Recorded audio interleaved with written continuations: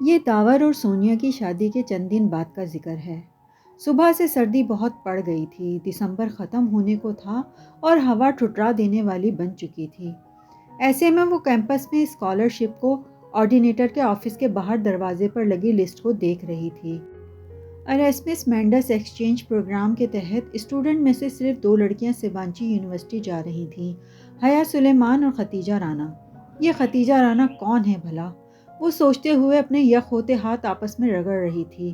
سردی سے اس کی ناک سرخ پڑ رہی تھی۔ لانگ شرٹ اور ٹراؤزر پر اسٹائلش سا لانگ سویٹر پہنے وہ دروازے کے سامنے کھڑی تھی کہ اچانک پیچھے سے کسی نے اس کو پکارا، ایکسکیوز می۔ وہ چونک کر پلٹی۔ پیچھے ایک لڑکی کھڑی تھی، کاندھے پر بیگ، ہاتھ میں ڈائری اور پین، اور آنکھوں پر بڑا سا چشمہ۔ وہ اس کا نام سے نہیں پہچانتی تھی، لیکن یونی میں کئی بار دیکھا ضرور تھا۔ وہ لڑکی اسے خواہ ہی بری لگی تھی۔ یہ حیا سلیمان کون ہے بھلا؟ وہ چشمے کے پیچھے سے آنکھیں سکیڑ کے سوچتی ہوئی کہہ رہی تھی۔ حیا نے ایک طنزیہ نگاہ اس کے سر سے پیر تک جائزہ لیا اور پھر ذرا روکھے انداز میں بولی، میں ہوں۔ اوہ! اس نے جیسے بمشکل اپنی ناگواری چھپائی۔ میں آپ کے ساتھ ترکی جا رہی ہوں حیا، میں ختیجہ ہوں۔ میری فرینڈز مجھے ڈی جے کہتی ہیں، لیکن آپ میری فرینڈ نہیں ہیں تو ختیجہ ہی کہیے گا۔ مجھے بھی حیا صرف میری فرینڈز ہی کہتی ہیں، آپ مجھے مس سلیمان کہہ سکتی ہیں، حیا کہہ کے پلٹی تھی۔ عجیب بد دماغ لڑکی تھی ختیجہ رانا، اسے پہلے بھی خواہ بری لگتی تھی، اور اب اندازہ ہو گیا تھا کہ اس کے بھی حیا کے بارے میں کچھ ایسے ہی خیالات تھے۔ وہ جیسے ہی گھر آئی ظفر سامنے سے آ گیا، بھاگتا ہوا، ہانپتا ہوا۔ حیا بی بی، بول بھی چکو اب، وہ گاڑی لاک کرتے ہوئے بولی۔ آپ کو ارم بی بی بلا رہی ہیں۔ خیریت؟ خیریت نہیں لگتی جی، وہ بہت رو رہی ہیں، ظفر نے رازداری سے بتایا تو وہ چونکی۔ اچھا، میں آتی ہوں، تم یہ میرا بیگ اندر رکھ دو۔ وہ سیدھا ارم کے گھر کھلنے والے درمیانی دروازے کی طرف بڑھ گئی۔ لاؤنج میں سائمہ تائی اور سونیا بیٹھی تھیں۔ سامنے کوئی کامدار دوپٹہ پھیلا رکھا تھا اور دونوں اس کے ساتھ الجھی تھیں۔ آہٹ پر سر اٹھایا، اسے دیکھ کر دونوں مسکرا دیں۔ حیا کیسی ہو؟ بالکل ٹھیک۔ ارم کہاں ہے تائی اماں؟ مجھے بلا رہی تھی۔ اندر کمرے میں ہوگی۔ اوکے، میں دیکھ لیتی ہوں۔ وہ مسکرا کر راہداری کی سمت بڑھ گئی۔ ارم کے کمرے کا دروازہ بند تھا۔ اس نے ڈور ناب گھما کر دھکیلا، دروازہ کھلتا چلا گیا۔ ارم بیڈ پر اکڑو بیٹھی تھی، سامنے لیپ ٹاپ کھلا پڑا تھا۔ چمکتی اسکرین کی روشنی ارم کے چہرے کو چمکا رہی تھی، جس پر آنسو لڑیوں کی صورت بہہ رہے تھے۔ ارم کیا ہوا؟ وہ قدرے فکر مندی سے ارم کے سامنے آ بیٹھی۔ ارم نے سرخ ہوتی آنکھیں اٹھا کر حیا کو دیکھا۔ اس کی آنکھوں میں کچھ تو تھا کہ وہ ایک دم ڈر گئی۔ حیا ایک بات بتاؤ۔ اس کا روندا ہوا لہجہ عجیب سا تھا۔ بولو، ہم شریف لڑکیاں ہیں کیا؟ اپنے بارے میں تو یقین ہے، مگر تمہارا معاملہ ذرا مشکوک ہے۔ اس نے ماحول کا بوجھل پن دور کرنے کو کہا، مگر ارم مسکرائی تک نہیں۔ نہیں حیا، ہم دونوں کا ایک ہی معاملہ ہے۔ کیوں پہیلیاں بجھوا رہی ہو؟ ہوا کیا ہے؟ حیا مجھے بتاؤ، کیا ہم مجرا کرنے والیاں ہیں؟ وہ ایک دم رونے لگی تھی۔ ارم، وہ عجیب سے لہجے میں ارم کو بولی، بتاؤ کیا ہم طوائفیں ہیں؟ وہ اور زور سے رونے لگی۔ ارم بات کیا ہوئی ہے؟ حیا بولو، بتاؤ ہم ایسی ہیں کیا؟ نہیں، بالکل نہیں۔ پھر یہ کیا ہے؟ ارم نے لیپ ٹاپ اسکرین کا رخ اس کی طرف کیا۔ کیا ہے یہ؟ اس نے الجھن سے اسکرین کو دیکھا۔ اس پر ایک ویڈیو چل رہی تھی۔ ویڈیو کا کیپشن اوپر رومن اردو میں لکھا ہوا تھا، شریفوں کا مجرا۔ ویڈیو کسی شادی کے فنکشن کی تھی۔ ہر سو سجی سوری خواتین اور درمیان میں ڈانس فلور پر محو رقص 2 لڑکیاں، ایک کا لہنگا گولڈن اور دوسری کا سلور۔ پوری چھت جیسے اس کے سر پر آن گری۔ نہیں، وہ کرنٹ کھا کر اٹھی۔ یہ کیا ہے؟ یہ شریفوں کا مجرا ہے حیا، اور یہ ہم نے کیا کیا ہے؟ یہ داور بھائی کی شادی کی ویڈیو ہے جو کسی نے انٹرنیٹ پر ڈال دی ہے۔ یہ پڑھو۔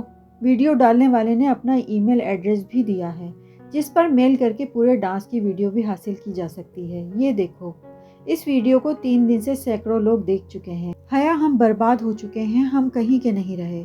ارم پھوٹ پھوٹ کر رو رہی تھی اور وہ ساکسی اسکرین کو تکے جا رہی تھی۔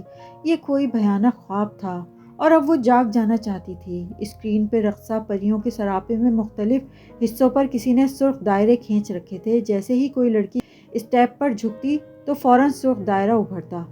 اس کے کانوں سے دھواں نکلنے لگا۔ نہیں، یہ میں نے نہیں کیا۔ وہ ایک ایک قدم پیچھے ہو رہی تھی، اس کے لب کپ کپا رہے تھے۔ ارم اسی طرح بلک بلک کر رو رہی تھی۔ میں مجرا کرنے والی نہیں ہوں، میں شریف لڑکی ہوں۔ یہ ہم ہی ہیں حیا، ہم برباد ہو گئے۔ اس کا سر چکرانے لگا۔ یہ سب کیا ہو گیا تھا؟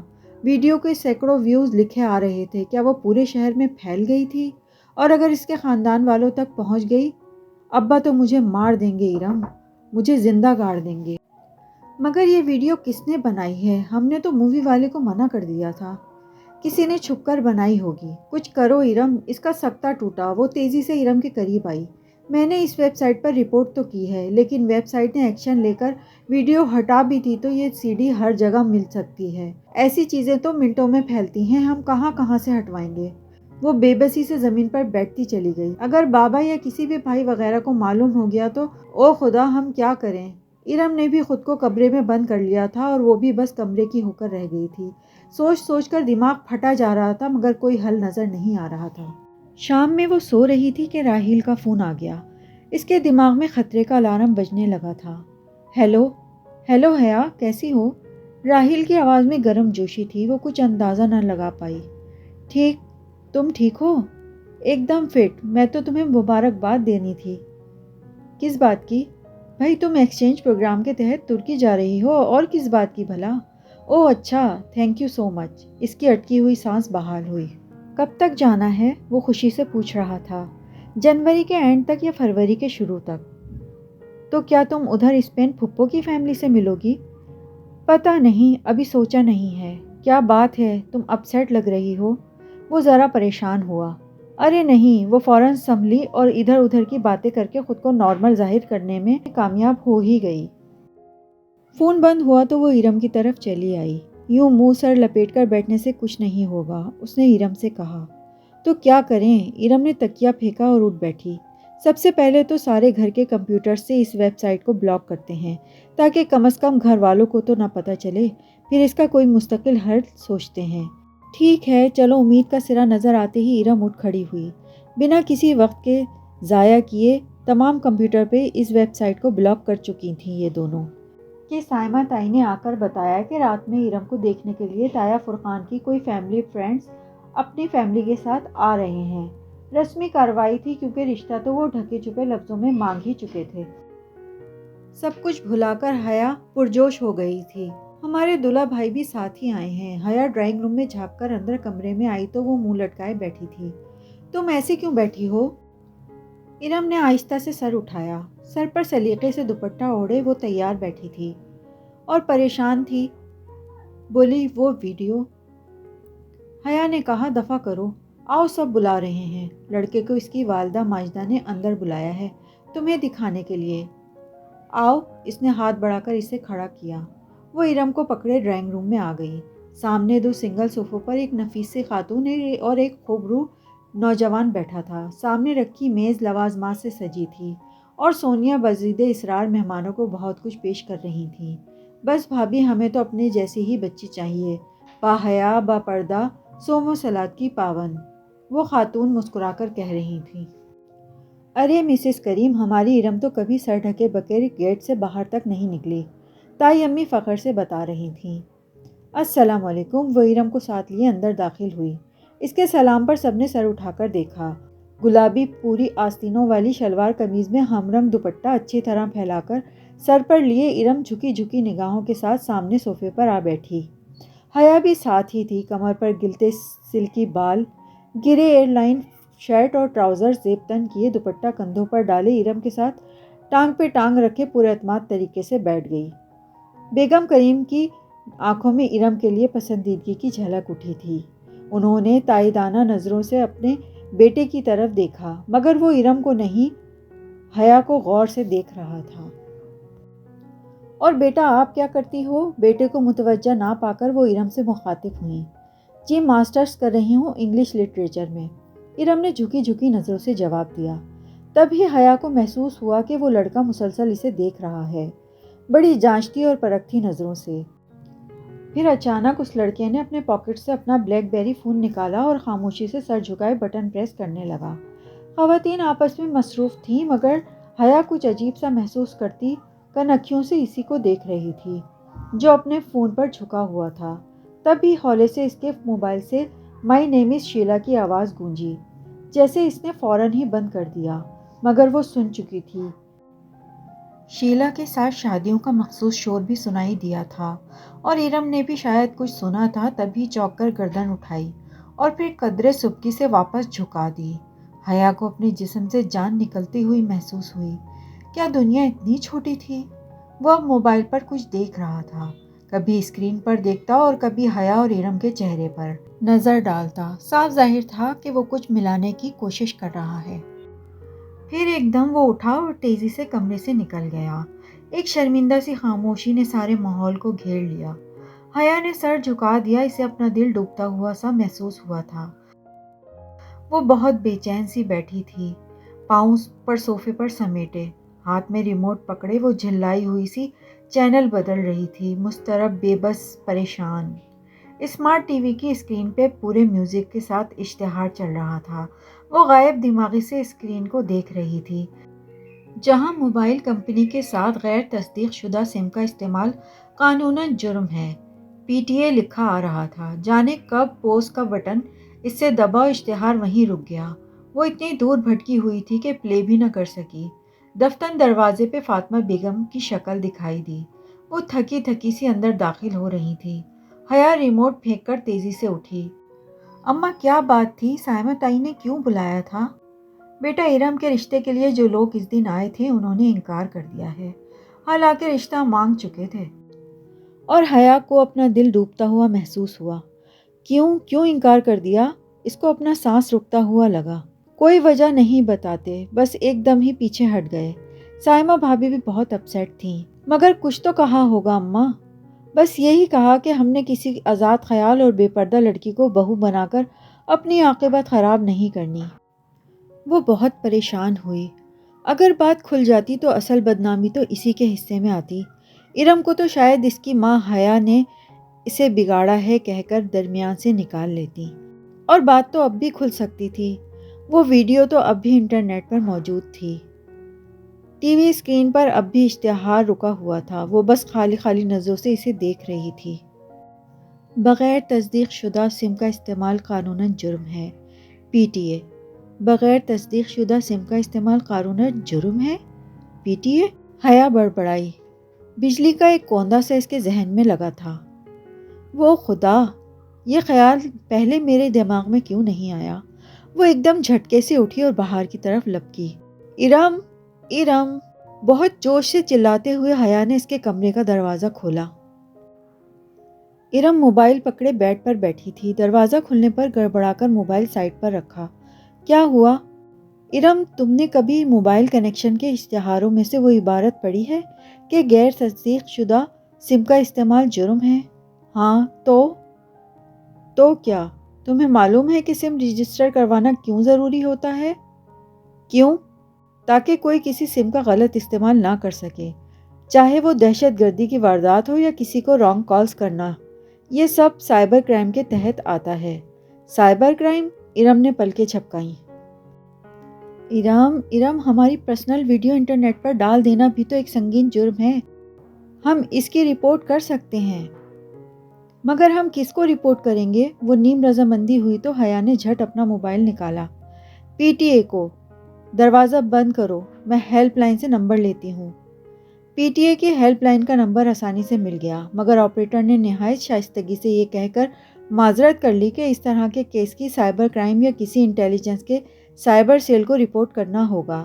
حیا نے اس ملک کا سب سے بڑی سرکاری سویلین ایجنسی کے سائبر کرائم سیل کا ای میل ایڈریس تو لے لیا، لیکن اب وہ پریشان بیٹھی تھی کہ انٹیلیجنس والے بڑے خطرناک لوگ ہوتے ہیں۔ مگر اب یہ کرنا تو ہے، ارم نے بولا، اور واقعی کرنا تو تھا۔ ارم نے لیپ ٹاپ کھولا اور پھر بہت بحث و تمیز کے بعد انہوں نے ایک کمپلین لکھی اور اس پتے پر بھیج دی جو PTA سے ان کو ملا تھا۔ بمشکل 10 منٹ گزرے تھے کہ حیا کا موبائل بجا۔ چمکتی اسکرین پر پرائیویٹ نمبر کالنگ لکھا آ رہا تھا۔ یہ کون ہو سکتا ہے؟ اس نے اچھمبے سے موبائل کان سے لگایا۔ ہیلو؟ دوسری طرف ذرا خاموشی کے بعد ایک بھاری گمبھیر آواز سنائی دی۔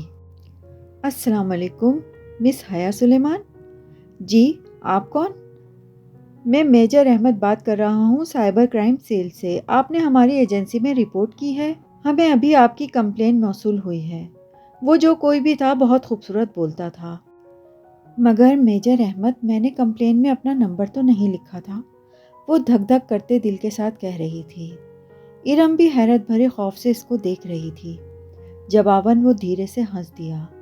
نمبر تو بہت عام سی چیز ہے مس سلیمان، میں تو آپ کے بارے میں بہت کچھ جانتا ہوں۔ کیا؟ یہی کہ آپ سلمان اصغر کی بیٹی ہیں۔ آپ کے والد کی ایک کنسٹرکشن کمپنی ہے۔ آپ کا بھائی روہیل جارج میسن یونیورسٹی میں زیر تعلیم ہے۔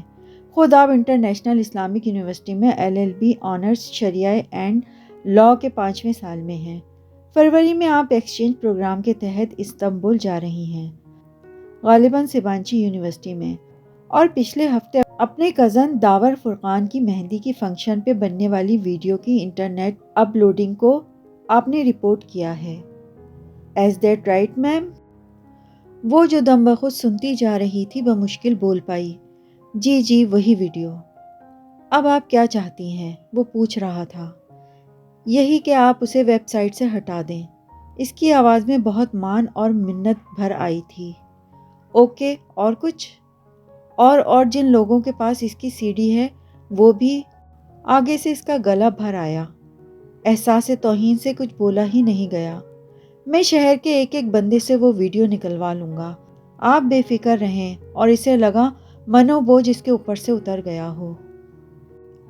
Thank you major Ahmed. اس کے انداز سے لگ رہا تھا کہ وہ فون رکھنے والی ہے، تو وہ بول اٹھا۔ تھینک یو تو آپ تب کہیں جب میں یہ کام کر دوں، اور اس کام کو محض شروع کرنے کے لیے بھی مجھے آپ کا تعاون چاہیے۔ کیسا تعاون؟ وہ پوچھ رہی تھی۔ مادام آپ کو ذرا سی تکلیف کرنی ہوگی، آپ کو اس ویڈیو کی باقاعدہ رپورٹ کرنے کے لیے میرے آفس آنا ہوگا۔ کیا؟ نہیں میں نہیں آ سکتی، وہ پریشانی سے ہکلا گئی۔ ارم بھی پریشان ہو گئی۔ پھر تو یہ کام نہیں ہو پائے گا، ایسے اسٹیپ فون پر نہیں لیے جا سکتے۔ اسے لگا وہ محظوظ ہو کے مسکرا رہا تھا۔ مگر میں نہیں آ سکتی، اور وہ کیسے آ سکتی تھی؟ اگر کسی کو پتہ چل جاتا تو کتنی بدنامی ہوتی۔ آپ کو آنا پڑے گا، میں گاڑی بھیج دیتا ہوں۔ نہیں، اچھا خدا حافظ۔ اس نے جلدی سے فون بند کر دیا۔ بھاڑ میں گیا یہ اور اس کا سائبر کرائم سیل۔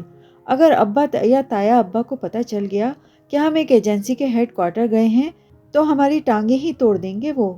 میں تو پہلے ہی کہہ رہی تھی کہ رپورٹ نہ کرو۔ پرائیویٹ نمبر سے پھر کال آنے لگی تھی۔ اس نے جھنجلا کر فون ہی آف کر دیا۔ اس ویڈیو سے زیادہ میجر احمد نے اسے بلیک میل کیا ہے، یہ خیال پھر سارا دن اس کے ذہن میں گونجتا رہا۔ وہ بہت تھکی ہوئی پاسپورٹ آفس سے نکلی تھی۔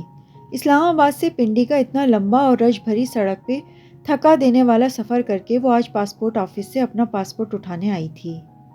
مگر یہاں علم ہوا کہ پاسپورٹ 14 جنوری کو ہی مل جائے گا۔ ابھی 14 جنوری میں پورا ہفتہ باقی تھا۔ اسلام آباد میں کوئی ٹیکنیکل پرابلم ہو گیا تھا، اسے پنڈی میں ہی اپلائی کرنا پڑا تھا۔ واپسی پر بھی اتنا ہی رش تھا۔ کچھ شاپنگ کے بعد جب وہ مری روڈ پر آئی تو مغرب چھا رہی تھی۔ سڑک گاڑیوں سے بھری ہوئی تھی اور گاڑیوں کا یہ سیلاب بہت سست روی سے بہہ رہا تھا۔ سگنل پر اس نے گاڑی روکی اور شیشے کھول دیے۔ اس کا ذہن ابھی تک پاسپورٹ میں الجھا ہوا تھا کہ اچانک کوئی گاڑی کی کھڑکی پر جھکا۔ سونیو، کیا سوچ رہے ہو؟ وہ بری طرح چونکی اور سر اٹھا کر دیکھا۔ وہ وہی تھا، ڈولی، خواجہ سرا۔ ناگواری کی ایک لہر اس کے چہرے پر سمٹ آئی۔ اسے بھول گیا تھا کہ کبھی ڈولی نے اس پر کوئی احسان کیا تھا۔ ہٹو سامنے سے، وہ جھڑک کر بولی۔ وہ کھلی کھڑکی میں ہاتھ جما کر اس طرح کھڑا تھا کہ وہ شیشہ اونچا نہیں کر سکتی تھی۔ لو باجی، میں تو سلام دعا کرنے آئی تھی اور آپ غصہ کر رہی ہیں۔ اس روس والے سخت تاثرات ڈولی کے چہرے پر نہیں تھے۔ اس کے چہرے پر بڑی معصومیت تھی۔ ہٹو سامنے سے ورنہ میں پولیس کو بلا لوں گی۔ ہائے باجی، ڈولی سے ایسے بات کرتی ہو؟ اور آپ کی تعریفیں کر کر کے ڈولی نے میرا سر کھا لیا ہے۔ اس نے آواز پر سر گھما کر دیکھا تو فرنٹ سیٹ کی کھلی کھڑکی پر ایک اور خواجہ سرا کھڑا تھا۔ ڈولی کی سیاہ رنگت کی نسبت اس کا رنگ ذرا صاف تھا۔ وہ دونوں ہاتھ کھڑکی کی چوکھٹ پر دیے کھڑا تھا۔ کون ہو تم؟ ہٹو میری گاڑی سے۔ اسے ٹھنڈے پسینے آنے لگے تھے۔ یہ جی میری بہن ہے پنکی، بڑا شوق تھا جی اسے آپ سے ملنے کا۔ ایک بڑی ضروری بات کرنی تھی جی ہمیں آپ سے، ڈالی نے پیار سے بولا۔ Get last! اس نے ہاتھ بڑھا کر شیشہ اونچا کرنا چاہا، مگر پنکی نے اپنا ہاتھ اندر کر دیا۔ ایک دم سے اس کی کلائی سامنے آئی تھی۔ اس کی کلائی پر ایک گلابی سرخ سا کانٹا بنا تھا، جیسے جلا ہوا ہو یا برتھ مارک ہو۔ ہٹو! آئی سے گیٹ لاسٹ! وہ عالم تیش میں شیشہ اوپر کرنے لگی، مگر پنکی نے اس پر اپنے ہاتھ رکھ دیے تھے۔ شیشہ اوپر نہیں ہو پا رہا تھا۔ باجی ایسے نہ کرو پنکی کے ساتھ، اس کا ہاتھ زخمی ہو جائے گا جی، ڈالی نے پیچھے سے کہتے ہوئے ہاتھ بڑھا کر اس کے کندھے پر رکھے۔